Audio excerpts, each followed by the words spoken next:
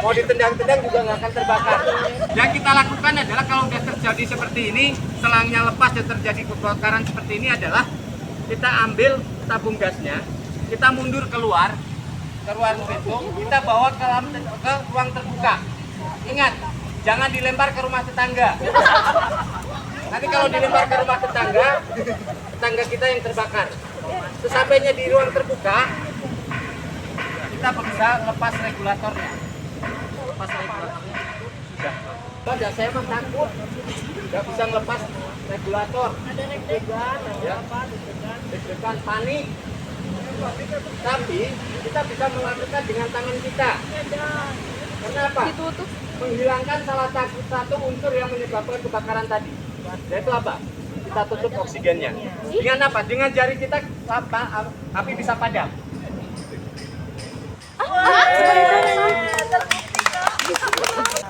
Terbakarnya di ujung kompor, Pak. Ya, terbakarnya di ujung kompor di bawah. Kalau kita yang harus dilakukan pertama tetap lepas regulatornya. Itu akan padam. Takut lepas regulatornya, Pak. Lipat selangnya. Akan mengecil.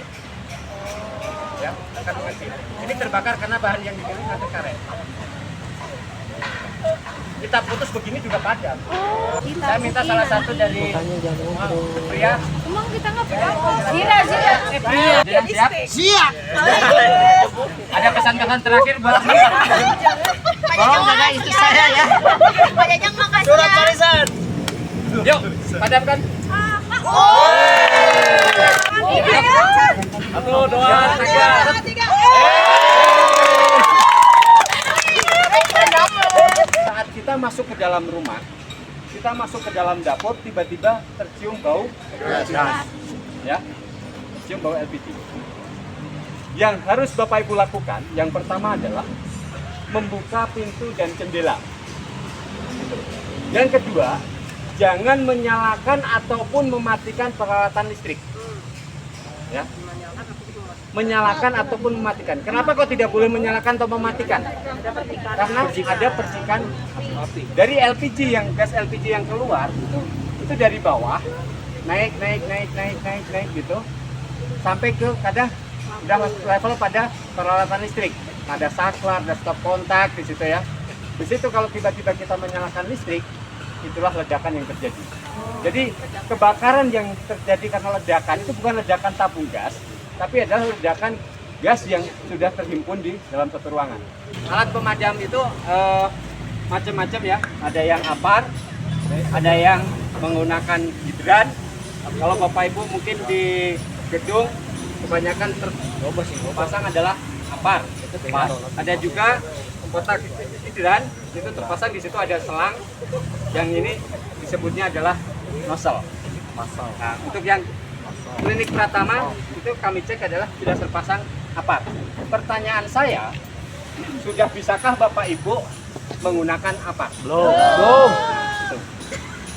Tata cara menggunakan apar, kalau Bapak Ibu melihat tiba-tiba melihat ada api, ya melihat ada api. Jadi ini ingat, kalau melihat ada api, jangan langsung harus mengandalkan petugas.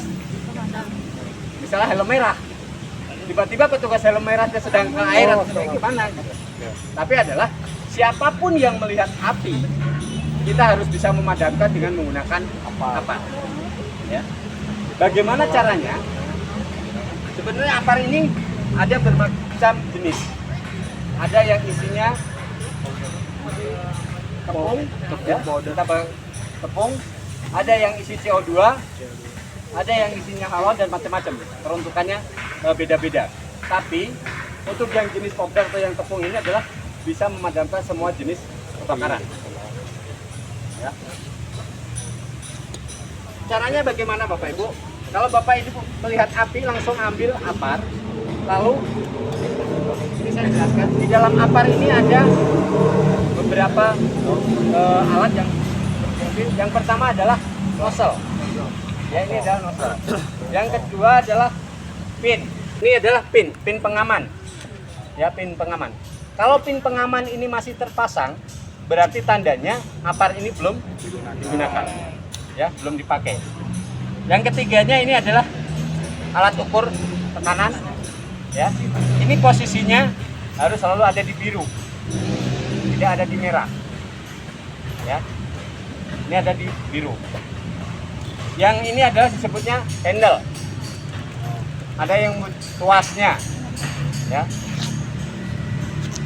Cara menggunakannya, yang pertama adalah Bapak Ibu lepas pinnya terlebih dahulu. Bagaimana cara melepas pin? Ini seperti sepele, tapi Bapak Ibu juga harus hati-hati. Jangan melepas pin langsung dilepas saja. Posisi kita adalah harusnya setengah kuda-kuda.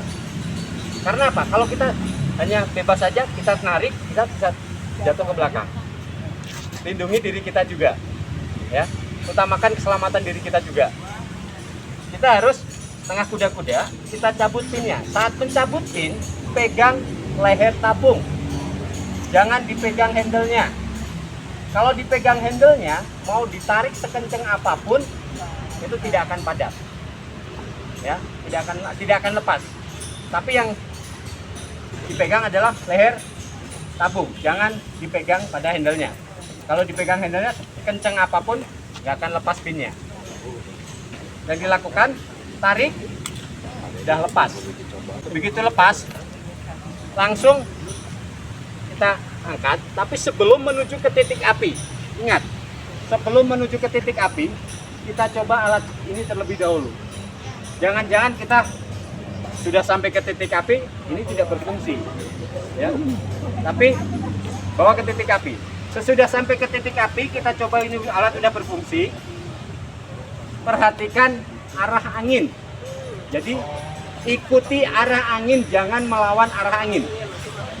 Ya, kalau melawan arah angin, disemprot justru malah menyerang ke kita. Tapi yang dilakukan adalah mengikuti arah angin. Sesudah sampai ke titik api, ikuti arah angin, semprotkan pada titik api. Jangan disemprotkan pada lidah api. Kalau disemprotkan di lidah api, mau habis berapa tabung pun nggak akan padam. Tapi yang harus dilakukan adalah semprotkan pada titik api. Dengan digoyang ke kanan dan ke kiri.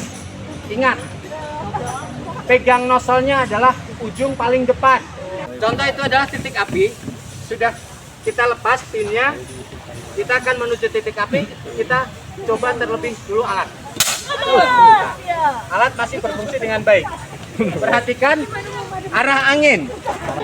Ingat, sesampainya ke titik api, jaga jarak aman kita. Jangan terlalu dekat dengan titik api, badan kita panas. Ya, tapi adalah jaga jarak 2 sampai 3 meter. Badan kita sudah terasa hangat. Kita semprotkan pada titik api. Lihat.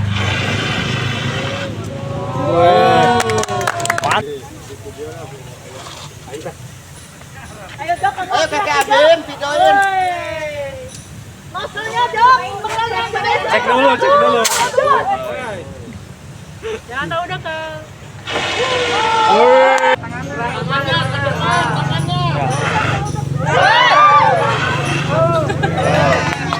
Jadi intinya gini Bapak Ibu, Jadi apa?